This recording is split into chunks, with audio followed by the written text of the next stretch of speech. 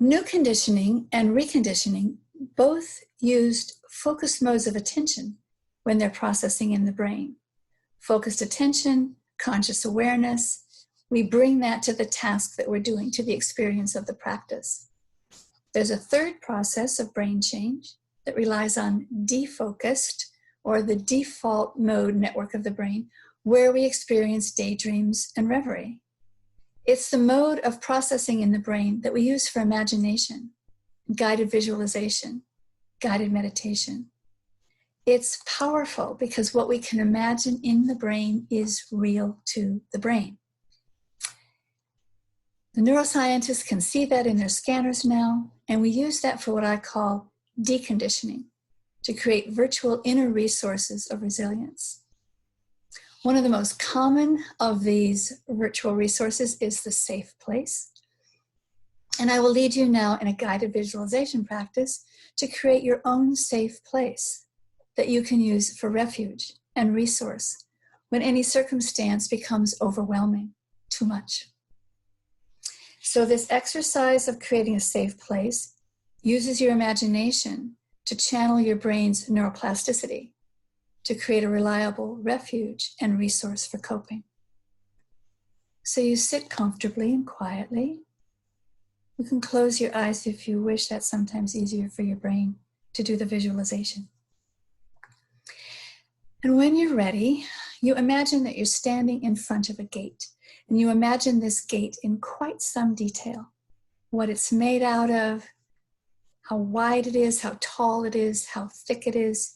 You get a very strong visual of this gate.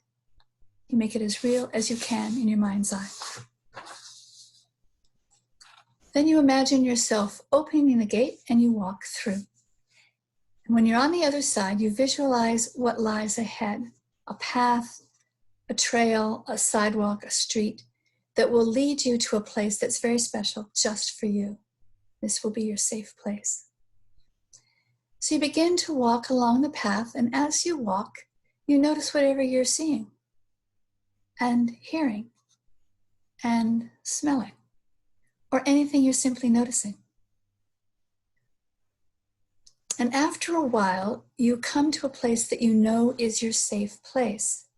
It may be a meadow, a cottage, a favorite room in your home, a garden courtyard, or in a cafe with a friend. Anywhere that's a special place for you. Allow yourself to walk up to your safe place and enter. And you take time to look all around. You notice all the things that help you feel safe and comfortable here. Relax and enjoy being here. Savor the sense of safe haven and protection that your safe place gives you. Savor the sense of confidence and inner strength your safe place gives you. And if you choose to, you find a place to sit down. You can add anything you want to this space to help you feel safer and more at ease. You can remove anything you want. You can change anything you want. And then simply relax, feeling at ease, enjoying your safe place. And then perhaps let yourself feel a moment of gratitude that your safe place exists and that you can feel safe here anytime you need to.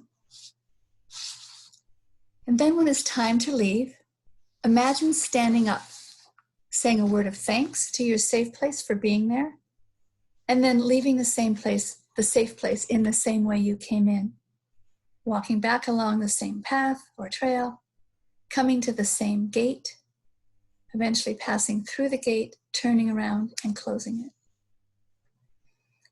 So then you take a moment to pause and reflect on your experience of your safe place, spending 20 or 30 seconds, letting the felt sense of this safe place sink into your memory.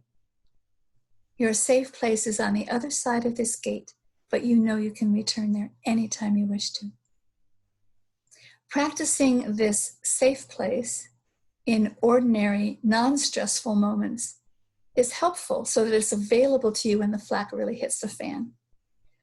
Recognize that you are using your brain's neuroplasticity to create a new and reliable source of coping. Your safe place may evolve over time. That would be natural. This exercise trains your brain to learn how to create the generic refuges and resources for coping, even as the particulars change.